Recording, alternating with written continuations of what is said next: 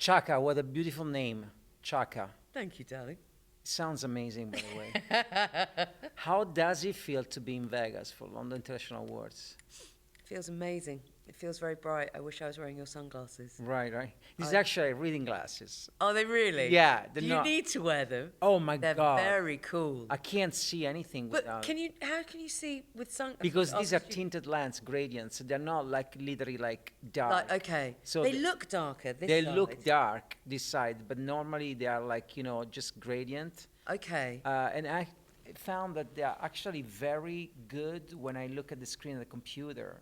They make your eyes less Okay. tiring. That's why I went for. I thought you were just trying to. You don't need to look cool because you're obviously effortlessly cool. But I thought it was. I did for a second think, should I go and get my sunglasses? No. But mine are so dark, I wouldn't have been able to see. But another secret though, when you're wearing glasses, and like sometimes most of the time I do this online. Yeah. At the computer. So the trick is like when you're wearing like tinted lens, Yeah. it's better because people can't. I can still see your eyes. They can't see you. They can't see your eyes when they're moving because normally when you're at the computer, Yeah. you're looking anywhere, but See, I like the fact though that I can see your eyes now you can see. because there's a little bit. 'Cause then I feel like Yeah. I'm seeing the windows to your soul. Window to my soul. Oh gosh! And then you jump out the window. That's what's gonna happen. I hope not, Dolly. When you go in like 6 souls. Okay, look, 7 questions like the 7 it. C's, and we can just go with the first one. Okay, babe. A Londoner like you might appreciate that we start with William Shakespeare. Shakespeare. Do it. Shakespeare set his final play surrounded by the ocean. He titled The Tempest, which denotes sea storm. And then, ironically, he created his most quiet atmosphere controlled by the magus Prospero. If you were to write your final play in advertising industry, Okay. in advertising industry, where would you set the stage and why? The Tempest is a tale of revenge and redemption. What would your tale be? God, that's such a deep question. I know. I'm going to fuck it up because obviously No, now you've no, made just that. go. Well, no, because it's going to be compared to like Shakespeare's The Tempest. So anything that comes out of my mouth is going to sound like shit in comparison. So I'm not about anger and revenge. I hope never in my life, and certainly if it's my last chapter, which I'm hoping would be desperately sad.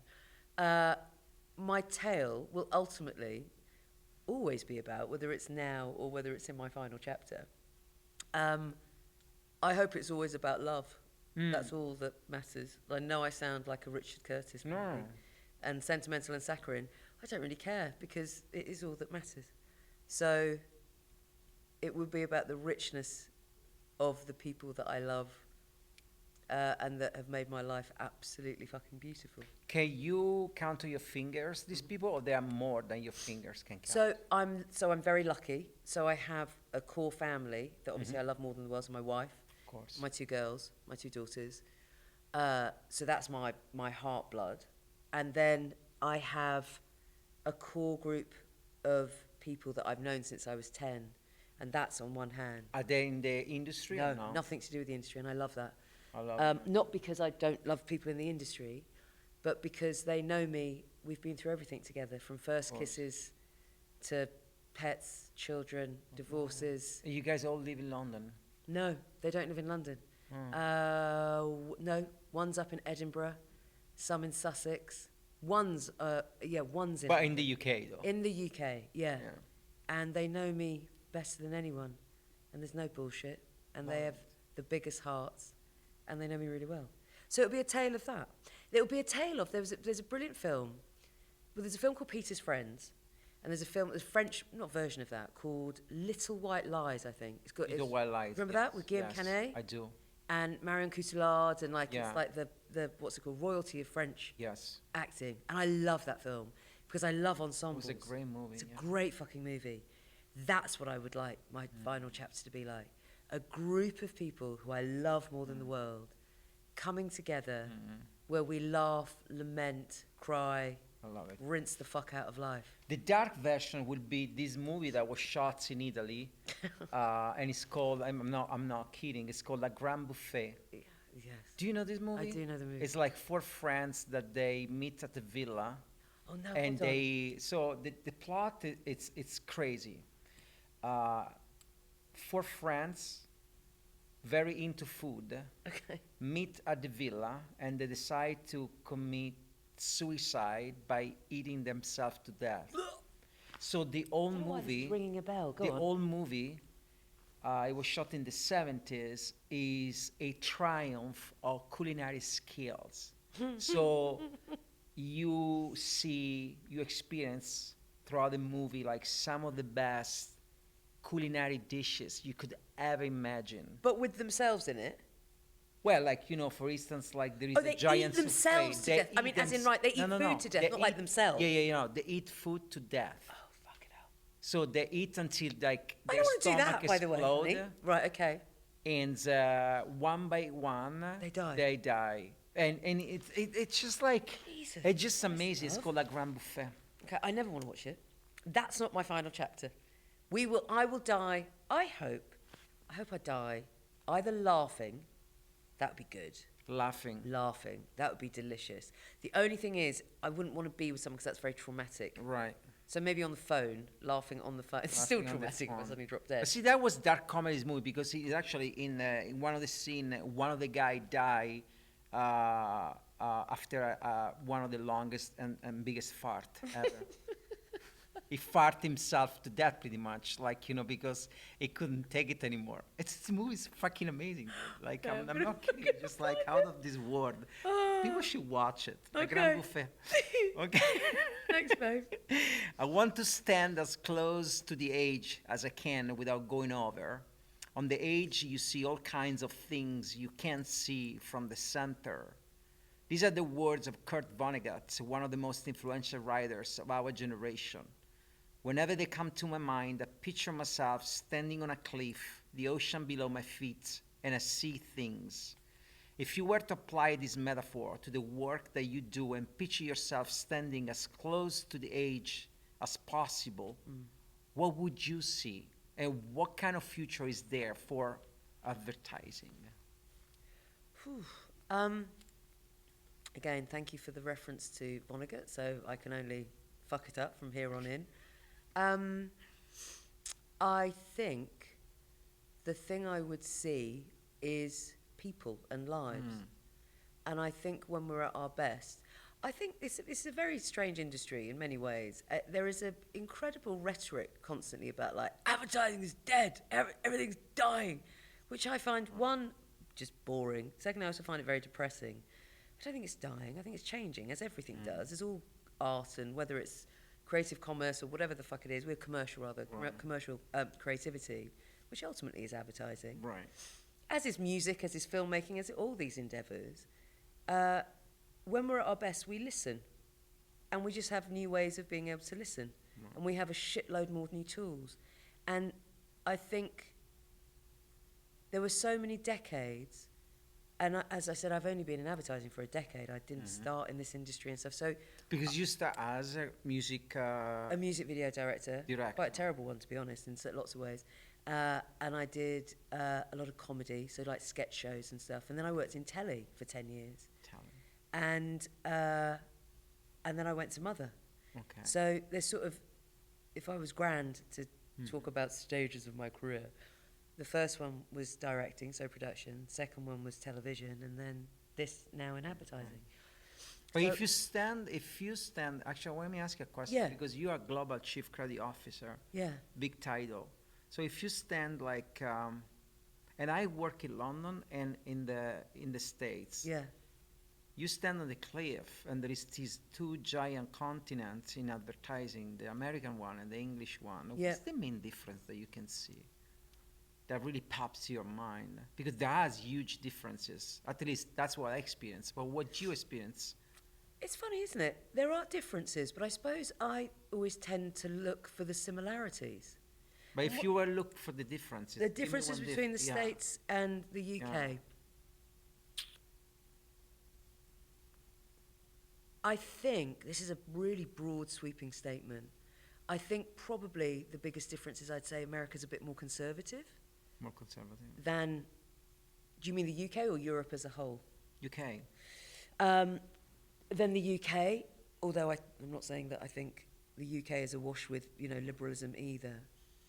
But I think I think it's so incomparable when you have an island that has 60 million people on it and feels intimate, and where you are only ever 50 miles away from the coast because the land is so small, to ultimately a country that talks about an experience as one country when in fact it is a fucking continent. You know, the difference between New York and LA in terms of all of the states that are in between is like the difference between Spain and Italy and Germany and Sweden, the UK. And it's a sort of, I find it fascinating that we think of North America as this sort of homogenous. It's so interesting because you'd say you come from comedy, right? Like you did sketches, because one of the, and that's why that prompted me to diverge the question a little bit, because having worked like in both sides, and coming from Italy, I can tell that like the single differentiator factor is truly humor to me. Like, you know, like in the UK, I think like advertising UK is so good because British humor is so crazy good and sophisticated, right? When you look at like our humor in Italy, it's very primitive, it's very basic, it's very like, you know, it's not layered at all. A lot of sexual innuendo, like, you know what I mean? It's like very primitive humor. In America, it's different too. It's a different kind of humor. And I think like among all different countries in the globe, humor is the thing that divide. I tell you, like, you know, my wife is American, grew up in Italy. We sit down in front of SNL. She laugh, I don't. I don't find it funny at all. I don't find it funny. And she laughed like this. And I turned, I was like, what the fuck are you laughing about? Oh, this shit is so funny. I was like, what's funny about? I don't see what is funny about. But then I watch some sort of comedy that's closer to my upbringing, and I laugh my ass off, and she just like shake her head. You know, I think I really do think that humor is the big divider, and that's like, you know. I think it's very sophisticated though in the States as well. Like, I don't believe that. I mean, I love British humor, obviously, and it's very, very self-deprecating, and it's very cruel, British humor. Very cruel, very dry. Really cruel, massively dry. Well, you can't have characters like Basil Fawlty. Exactly. Like it's utter Monty madness. Python. Or Monty You know, Python. like, and there's surrealism and all that stuff. But I also think there's whistle snaps in American comedy as well, like Richard Pryor. All the way through to the Amy Schumers now, Michelle Wolf. Like there's some. It's because there's so many people not comment on, but you know what I mean, culturally. Absolutely. It's so rich and diverse. I mean, what I mean diverse in terms of, as I said, there's so many different lives and different points of view. So there's a lot to comment on. There is. But I found like the American writing happens to be, and here now, like in advertising, I'm talking from like a writing point of view, being me a writer. In advertising, I feel like America is prone to write more like patriotic, motivational, kind of like manifesto, like, you know, like where like in Europe and in UK, it's very rare to find. You're always trying to solve something like from a visual standpoint. Where in America, like America has a tradition of like big manifesto. I mean, look at the Super Bowl, like, you know, 80%. But great comedy though, great comedy as well, of course. Particularly like, around the Super Bowl. Bill Hicks, 100%. like, you know, have like a great.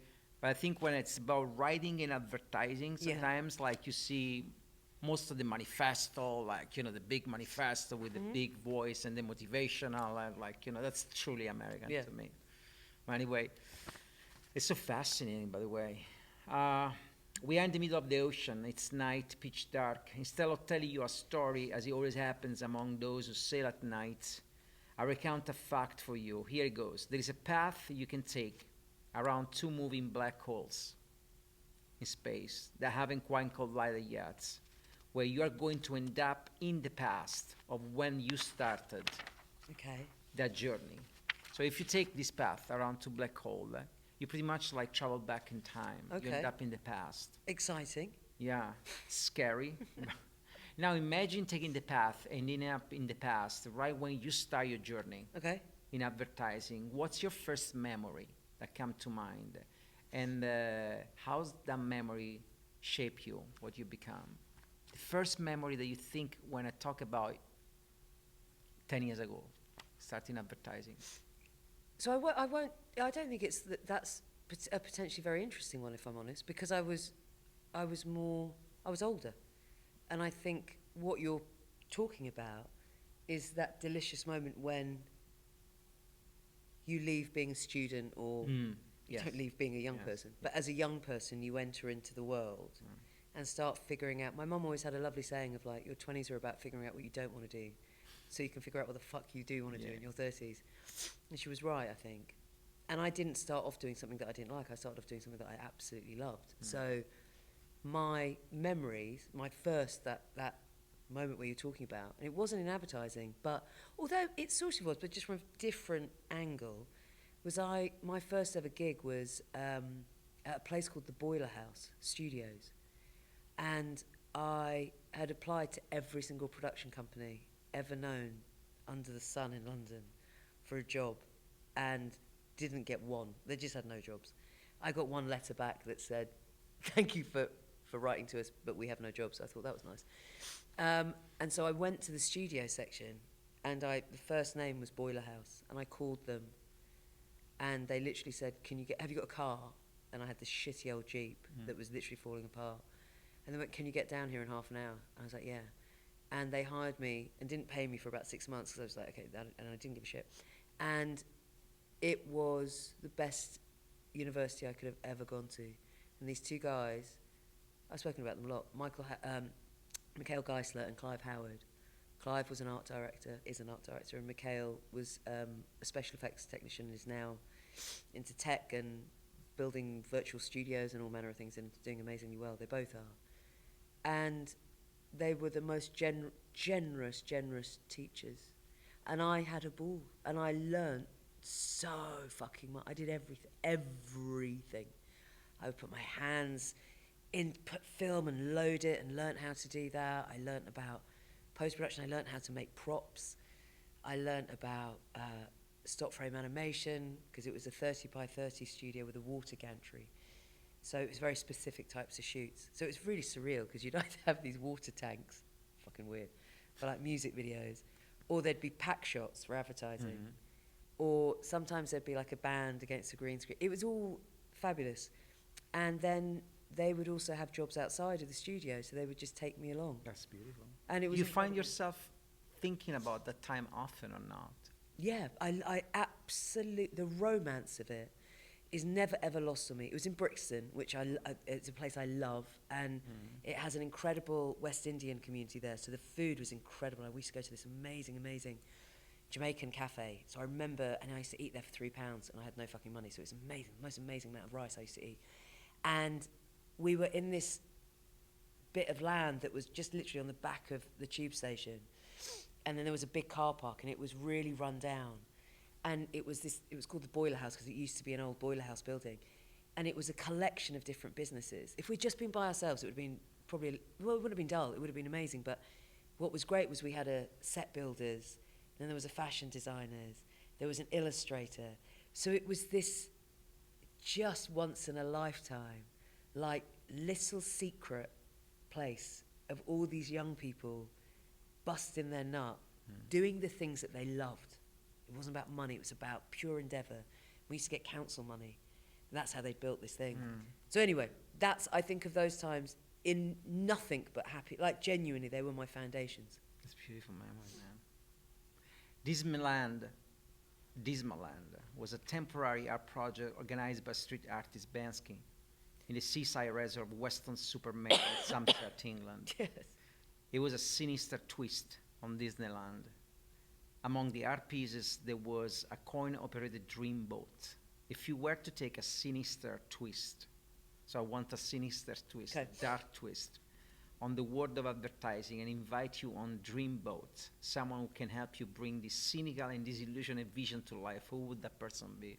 I can tell you my sinister twist. So I'm gonna have the same boat that was on Apocalypse Now. On that boat there was Martin Sheen, Okay. And then they approach like the place where Kurtz is, like, they are greeted by Dennis Hopper, which is the photographer. Yeah. Now, if you remember that scene, there are dead body hanging from the tree. Yes. Which actually they are real dead body. Coppola was crazy enough to use some real dead body, like hanging from a tree. Jesus. I think that would be like my traveling into the advertising world. Like, Fuck, man. yeah, I know that's like pretty dark, but I feel like advertising is a very cynical, cutthroat Okay. industry, and I think that's when you are layered, like, as if it was an onion, like when you peel off and you get to the dark side, it can look like that a little bit to me. It can look like a crazy enclave, like, where there are a lot of like people left, Fuck. unfortunately, on like, I mean, all the people that lost their job, all the people like that got their dream broken, that like had to like, get off the health insurance plan, Yeah. or couldn't feed their family anymore, or like, got treated as numbers, and like, but that's reality though. That's I love the way, I love and hate the way advertising romanticizes everything, It's like Right. always trying to look positive, but I think there is a huge, at least in America, but I know also in the UK, there is like, there is a huge dark side to this job, a huge dark side That's that interesting. nobody talk about. They don't want to talk about it. It's like the same happened in San Diego, for instance. I live in San Diego, and I'm a believer that every paradise has a dark side. Right. And I think I'm not the only one. I think Danny Boyle with the beach, Yeah. it was like pretty Of much course, that's what he yeah, said, yeah. right? You want to be in paradise, there is a price to pay. Yeah. San Diego, there is a price to pay, like, and you're only gonna see it like after many years that you live in San Diego, like, it's off the beaten path, like there is certain kind of job that you can do. Right. It has no season. It's beautiful, but Yeah. like try living without no season No, that's at all. yeah, Time can like mess with your head, I mess get you it. up, like, there is all sort of stuff. Yeah. So everything has a dark side, The American you. dream has a dark side. I get you, but I don't think that that's, I suppose the thing is, as you're talking, I don't think that is, I don't think that's just attached to advertising. I think what you're talking about, there's a bigger existential thing that you're talking about life. This is what I mean in terms of, I think as an industry, there's, I don't know, I think it can talk itself down quite a lot. And I'm just not, I'm not really wired that way. And I'm not trying to be Pollyanna about it and say everything's perfect, because I'm not at all. But I don't think it's not about advertising in and of itself. I think it's because we have a commercial side to our business. Our business is creativity. Whenever you're in any kind of commercial endeavor, you are in the hands of the gods, you're in the hands of the world economy. There are ups and downs with that, and so obviously we ride those waves. But in the same way as you ride that within health, or whether you're, I don't want to say bankers, but anyway, automobiles, whatever. Yeah, It's the I world. guess to a certain Do you see what I extent, mean? because again, maybe because we come from two different, like, experience, to a certain extent. I think what advertising has is like, for instance, I give you like the one example that could turn really dark, but it's like, you can let people go in a certain kind of way. Yeah. Right? There is a certain way to let people go. There is a certain way in Europe, Yeah. there's a certain way in the States. Yeah. The way you will let someone go in Europe is not the same way you let someone go in the States. Yeah. I've seen people let go, be escorted by guards Right. down to the exit. I've seen people like treated like numbers, let Yeah. go via phone after 15 years. Yeah. That's That's not dark. No, that's very dark. But again, But that's the industry. That's one reality of the industry. You know what I mean? It's like, Yeah. so it's not just about. but not just this It's a industry. volatile economy. No, but that's not just this industry. So what I Oh, mean is, and I'm not making any, because that behaviour is disgusting and deplorable. And people are people, and we should treat people with respect and kindness and dignity, as simple as that. Whatever country you're in, and I don't think it's just bespoke to one country. I don't think it's bespoke to advertising. I think there are bad cultures and people who are idiots and dickheads and do things in bad ways. I don't think that that's the majority, though. And I don't think that's being naive. Yeah, no, I don't think. And it's the majority. and particularly, well, I think before this, but particularly having two kids, I have to always remain hopeful. Do Do you know what I mean? Absolutely. The majority of people I are have two good. little girls as well, Yeah, have you- and I remain like awful. I think that's, and to me, it just, I think like, there is a certain kind of, like pragmatism in remaining awful, Yeah. while like not forgetting what Of happened course. around you. You know what I mean? It's like 100%. And calling it out, by the way, if you see it. So Huh? it's not, and calling it out. Yeah. So obviously it's not about, of course. it's not living in some sort of, Yeah. Disneyland, as you mentioned, sort of cuckoo Disneyland. Which, not talking about the dark side, No, it can but- be fucking dark. But so it's absolutely recognizing that. But I think as creative people, I think this is a human race actually, but I think particularly as creative people, I think, our biggest motivator is hope. We're the Of most, I course, think we're just the of most course, optimistic yeah. people in the world. Well, we have to. Yeah, Yeah, exactly. of course. Otherwise we go absolutely Otherwise, crazy. what the fuck you doing? We are on the set of Eyes Wide Shut. Okay, Kubrick now. Okay, what's happening? Kubrick. Yeah, everything. Look, everything. It's set for Kurt Vonnegut. love. I give you Shakespeare. I All right, give you baby. Kubrick. Okay. What Lovely. else? I mentioned Danny Boy. What else can I do for you, Bansky? What else? Thank you.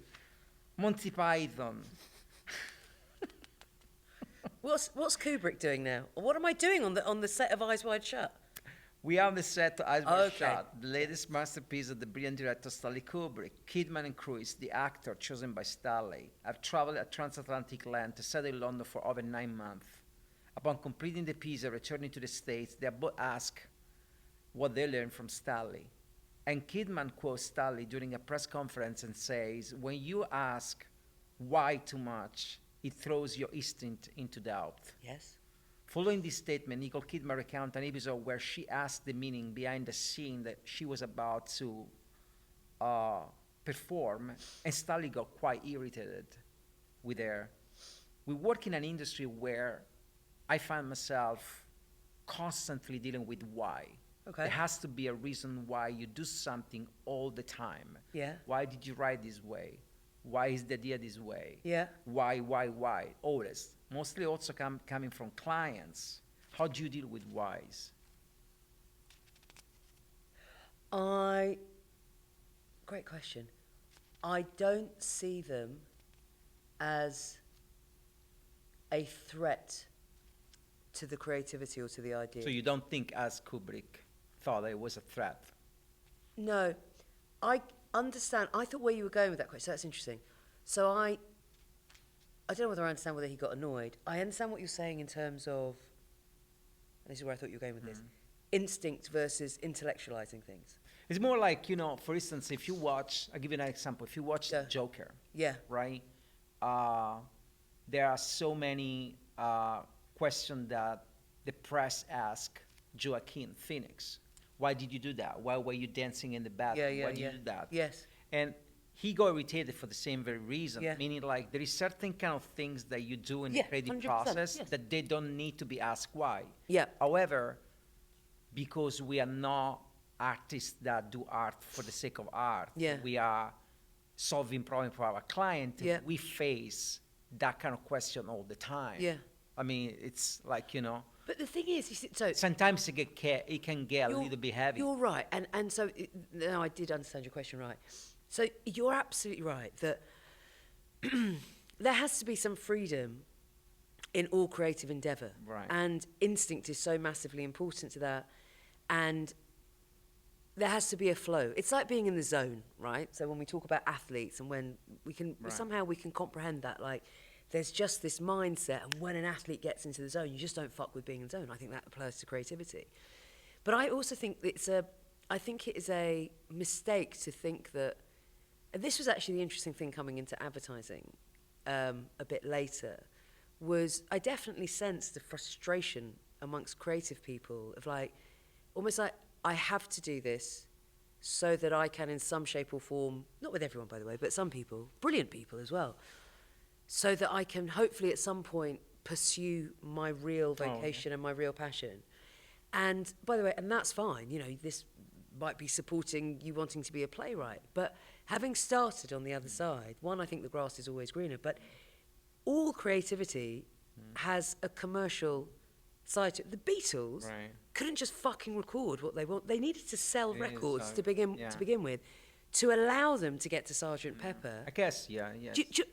Amy Winehouse, after winning 11 fucking Grammys, didn't just go and make the fucking album that she had people asking why, and the reason being, someone's got to fucking pay for that. That's So if someone's paying for that, if you can take all them and then go and do your own thing, then you don't have to answer to anyone. But if you want your films distributed on platforms, and I'm talking if you're a filmmaker, well, funnily enough, someone's got to fucking pay for that. So then if they ask you why have you got Joaquin Phoenix dancing in the background, you've got to fucking explain it. Yeah. Because it's not your money. Yeah. And I haven't got a problem with that. What you hope is that you're with, and this is obviously if you're putting the parallel to sort of with obviously within- clients and agencies, is the best relationships are when there's trust and respect. You know, it's funny, like, this is a great answer, by the way. Yeah, It's thanks. like, you're really on point. But, you remind me, like, when I was writing down this question, there was an episode. I mean, I've been asked why countless time from my clients, right? But there was an episode where I was shooting this film. It was a really good film, shot with a friend of mine from London, by the way. And it was from, like, one of our clients, NVIDIA. We did a stunt where we threw, like, a living room out of a plane. It was beautiful. You see this living room with a guy in it, like, for real. Jesus. Throw out of a plane. Amazing.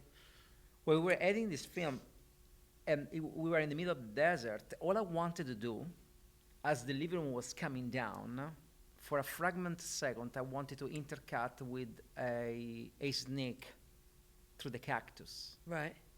I just wanted to have that, and we did it. We intercut, and the fragment, and that shot, it was in black and white. Everything was color, but it was the only shot in black and white where you see something coming down from the sky, 130 miles per hour, but then you intercut for half second Yeah. on this snake that crawl Nice. through the air. Beautiful.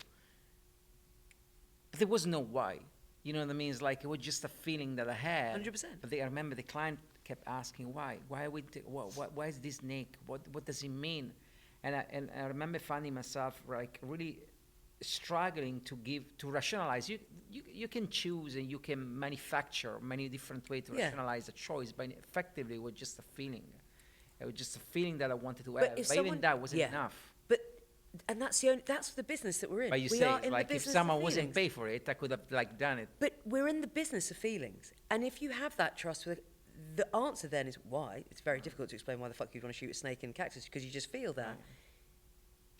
If your explanation is because I think it's going to make people feel something, and if you have that trust, Yeah. then that person will go, well, okay, just do it. Yeah.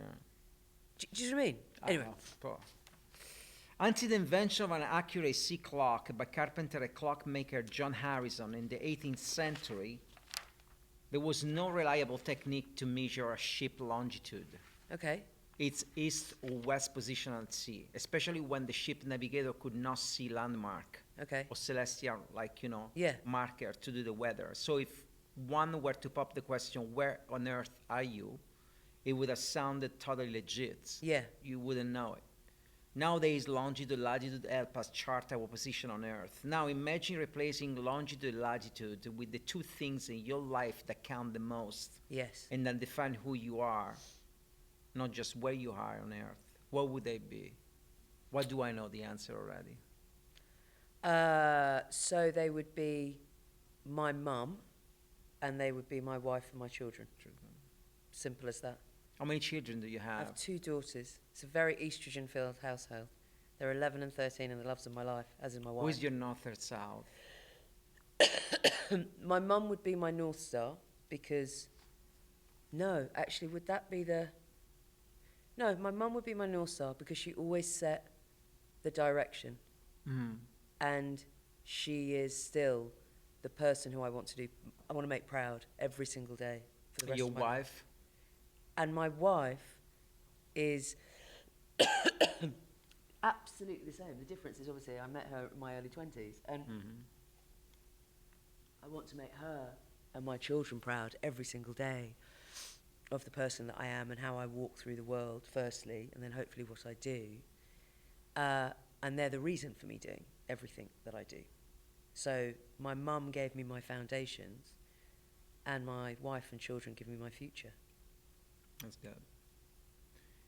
You are the president of the category integration. The word integration originated in 1610, and signified the act of bringing together the parts of a whole. As a LIA president of this category, you are responsible for bringing together the jurors as a whole. How do you find yourself in this role? What about this position you like the most as a jury president? So I think I'm very lucky, and I think I'm very privileged, because I get to sit with 10 really, really smart people. And you know what the deal is like you never know what it's like going to school on the first day, isn't it? You don't know what the chemistry's going to be, and you're just hoping. Happen, And obviously, I think, obviously with Barb and the crew, they're very thoughtful and smart about the people that they put together, in terms of like a playfulness of that chemistry and different types of people and different rhythms and obviously different countries. And it's delicious because I think of it like we're all ingredients in a beautiful dish. And we all come together for these 3 days and get thrown together and thrown around. And my favourite part of judging is when, like, you have a certain opinion about a piece of work. It's usually something that it's not usually the other way around. It's like, usually you're like, okay, I see that there's merit in that, and then someone just goes into this impassioned, like, for no, like, not because they have anything to do with the work, but like, it's moved them in some way. And then just hearing, and there's those moments where, there's times you hear that and you go, it still doesn't do anything for me, because ultimately you're judging it on your feeling, and you don't sort of intellectually change your mind the whole time or anything. But I find that very powerful. If I've missed something and someone, like, you know what I mean? Yes, absolutely. And I love that. So, yeah, I love the experience of it. I'm lucky, and it's good. Thank you so much. Thanks, I mean, man. like, it's great to end like Ocean 17 with your interview. It's Thanks, awesome man. to cross the ocean. And wish you the best. Thank you, sweetheart, and you. Stop watching Apocalypse Now. Thank you.